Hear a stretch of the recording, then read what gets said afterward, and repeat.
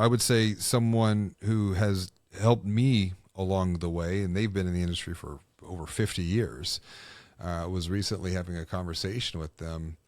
And he gave me some really good perspective. He said that, about one third of people want to continue to grow. They want to be challenged. They want to level up. Another third of people, they're just there. They're okay. They're not exactly looking to grow, but they're just there. And then another third are going to fight you. They're going to resist. They're going to push back. And it's the first third that I'm most interested in working with, because those are the ones who are looking for help. Those are the ones who want to be helped. The middle of the two, the second third, maybe we can help them. Maybe we can't. It's the last third. We can't help them. And that's okay. I'm learning the hard way that you can't help everyone. And so I'm being more intentional in my time and my conversations, having conversations, making connections with those who I think we can help. That's step number one. Step number two is, do they want to be helped? And then once we have a conversation, then there's step number three is, do we even want to help them? And that's where I think today's conversation really picks up, because what we surfaced, this is all coming together. It is. What we surfaced for today's conversation is the direct result of an organization that wants to be helped, because we facilitated a website secret shopping study for them, and we benchmarked their experience against we'll call them a competitor that is 3 times their size and assets.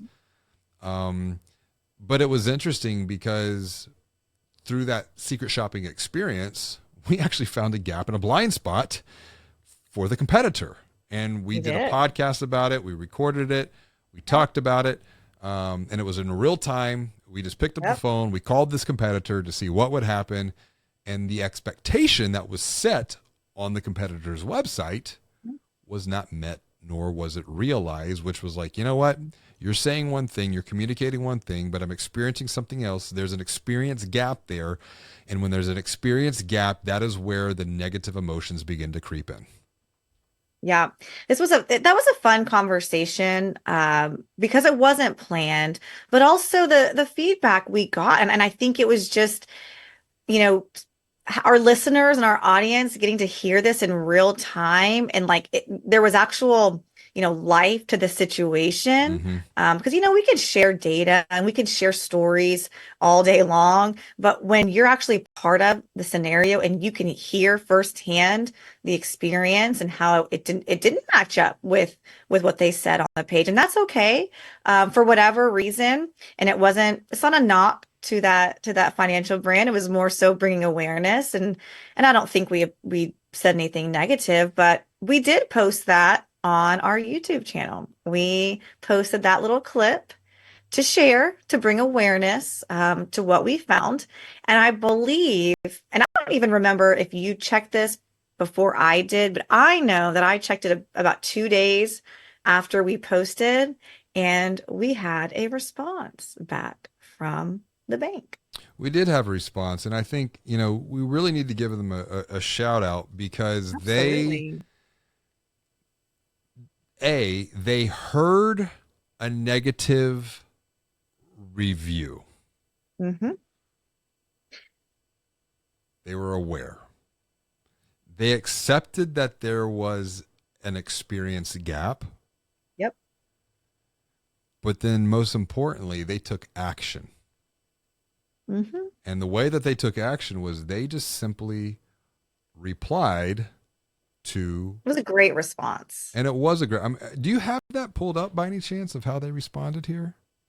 I can get it for you very quickly. I'm actually going to our YouTube channel. By the way, if you're watching, you probably are watching I will on say, YouTube. they could have easily taken it personally, went into defense mode, because When they we go, probably that was do me. what? That was me. I was not talking. I was actually pulling up the video right here. Oh, Here you we have go. it? Okay. Yeah, I got it pulled up. So this was Okay. Frost Bank. Frost Bank out of San Antonio, Texas. And their response, and it was interesting because in the text on this YouTube video, it says, in this episode, we dive into a real-time test of Frost Bank's 24/7 live human support feature. With a focus on their promise of no press 1 or 2, we put their customer service to the test.